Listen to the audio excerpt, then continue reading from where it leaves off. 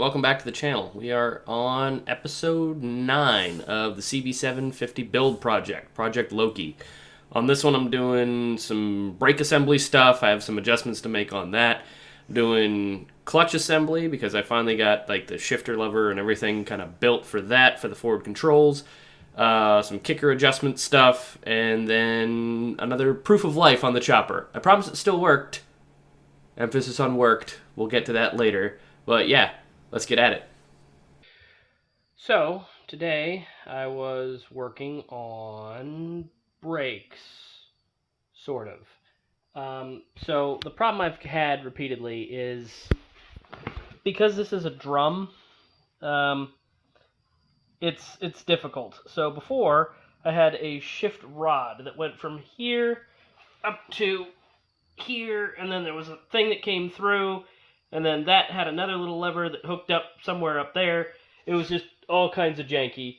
So I've exchanged janky for a different kind of janky. So before it was the rod. Now what I've done is this right here is a little nylon wrapped steel cable with, I put a coupler on here, and then you can see that little Allen key. There's one on both sides, basically squeezing the living shit out of that cable. I've kicked at it, and I've yanked on it, and it hasn't come out so far. I might come up with a little bit better way to fix it, but for right now, that holds onto the cable.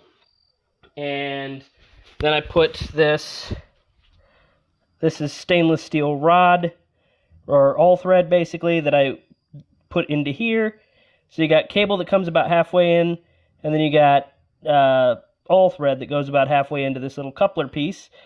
And then this gives me a lot of adjustment wherever I need it. I'm actually probably going to adjust it some more so that it sticks out the back just for safety reasons. Then it comes up here. I've got a cable cover that runs all the way up to here.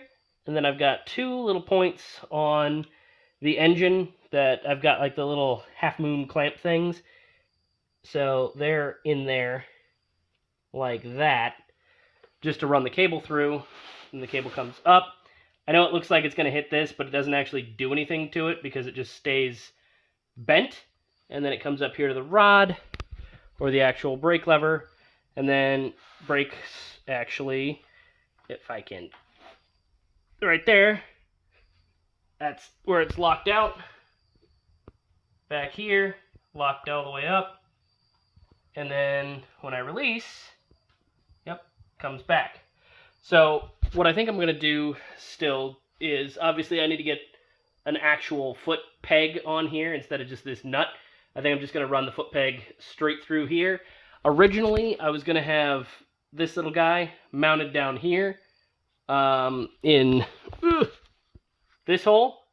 But when I do that, because of, again, the physics that I mentioned in the last video, I think one of the other videos, the physics is I have to move this dot, or this hole, a much further distance than if I put it up here and move this one. So this one would basically wrap all the way around and be way down here, and that's not going to work. So this one, though, when I put it up here, only has to move about that far. So it's still far, but not nearly as far as it would have to move otherwise. So that actually works so far. What I think I'm going to do, which actually gives me now full forward controls, I think. So what I think I'm going to do next is down here, this little guy. So this plastic sheath is pretty thick. I'm probably going to put like a little metal end cap on it right about there. And then I'm going to try and find a pretty heavy-duty spring to put in here. The reason that I want to do that is so that then when I push on the brakes, it has something to reset it. Because right now the only thing that's resetting it is the springs that are in the actual drum, which is not super strong. It works, sort of, but I'd rather not drag the brake while it's trying to disengage.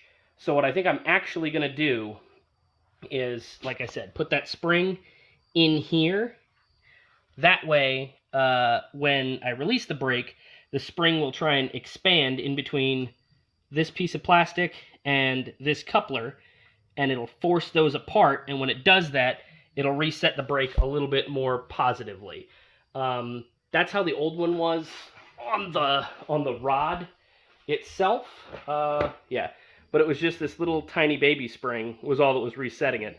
So I want to get something that's a little heftier than just this to go over that, but same concept. So that's where I'm at. And as it sits currently, that's both forward controls. That's clutch all set up and brakes all set up, and everything sort of works. I haven't started her in a couple of days, so I'm probably going to be doing that tomorrow. I just really don't feel like kicking the shit out of it tonight. But yeah, that's what we're looking at. I also took off my pans for the seat. I've still got to figure out a good way to affix those, because as it sits currently, this is the fender one.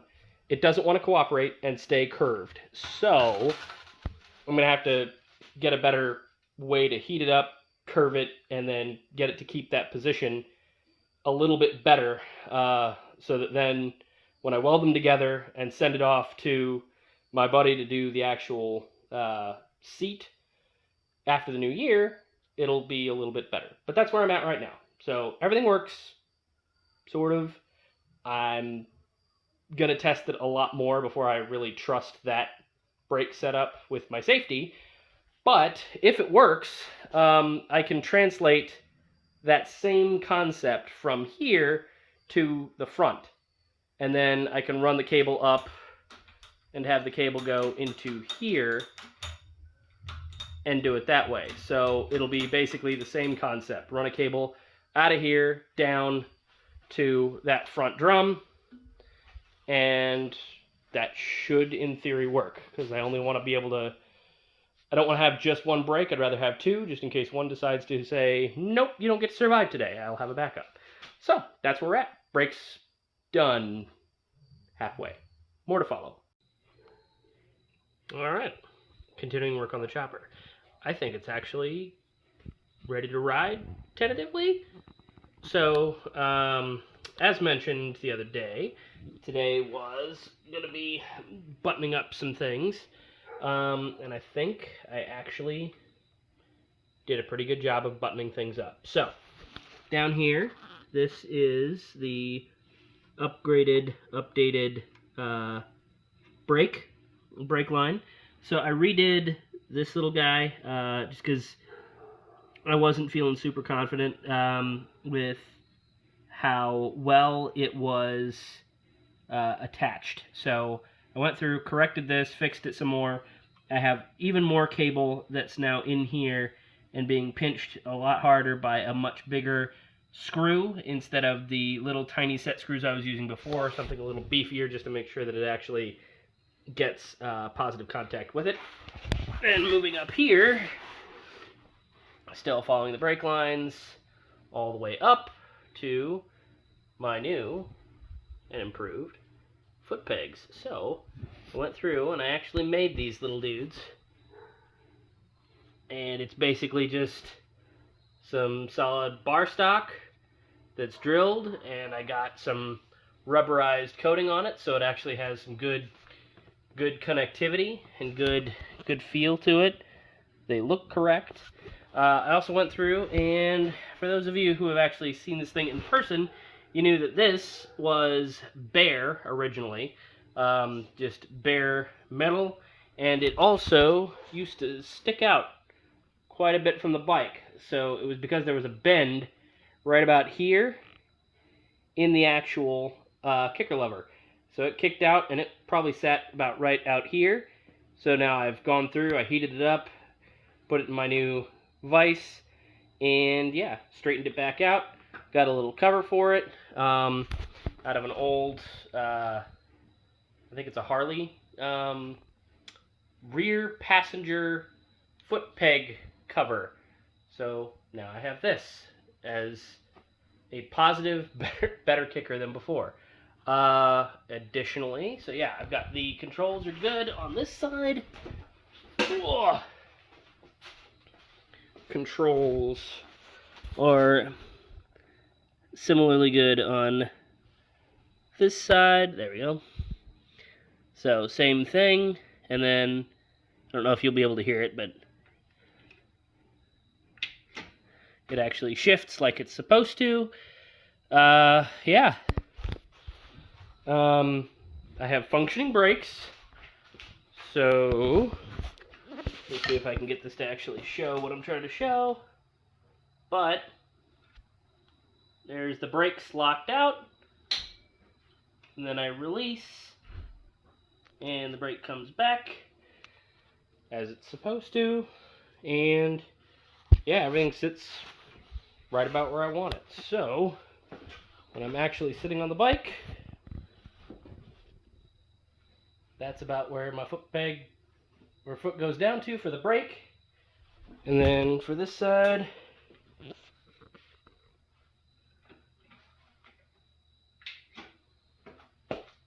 yep, everything works the way it should. That's it for the brake and the clutch. The only other thing I did today was went down here, and it's kind of dark, so you'll have to forgive me. I finally went and did a kickstand spring instead of it just being loose like it was before. So now when I set her up, the actual kickstand spring works. When I put her down, she actually works like she's supposed to and sits on the kickstand. So yeah, I think that this bike is actually ready to ride. I fired it up tonight, no issues. She's still firing good. Sounds as angry as always. So at some point I'm going to go and want to tune with someone who's a little bit better at that than I am. Because it runs, but I'm sure if I took this to somebody who actually knows what the heck they're doing, it would run better. Yeah, so I've got this temporary seat back on it, the original stock seat. I've still got the pans and everything that I need to weld up once I get to that. But, yeah, I think everything is actually running like I want it to. What I'm tempted to do, I found a good video online for painting. So now I'm tempted to try and do my own candy paint just as a test to see how it works. I've got this tank right here that I haven't decided. It's got dents in it, so it's not like it's super nice anyway. So I haven't decided if I'm going to paint this or if I'm going to paint just some raw metal that I've got lying around just to kind of get the idea of what I actually want to paint. But then, yeah, I think I'm going to be seeing how that works out and potentially trying some airbrushing on it, because all these different panels are going to have different paint jobs on them, and that's going to cost an arm and a leg no matter how I cut it.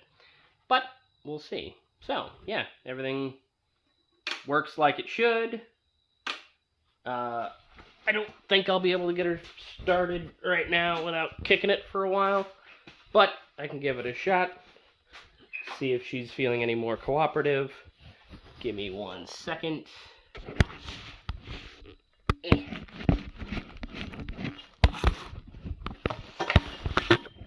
Maybe.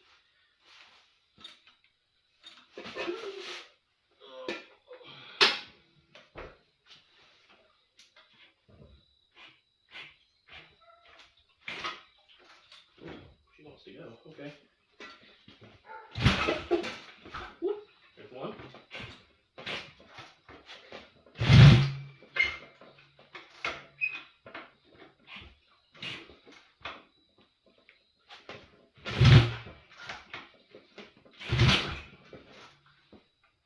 Would help to turn on the gas.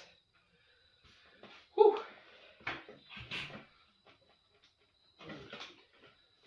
That.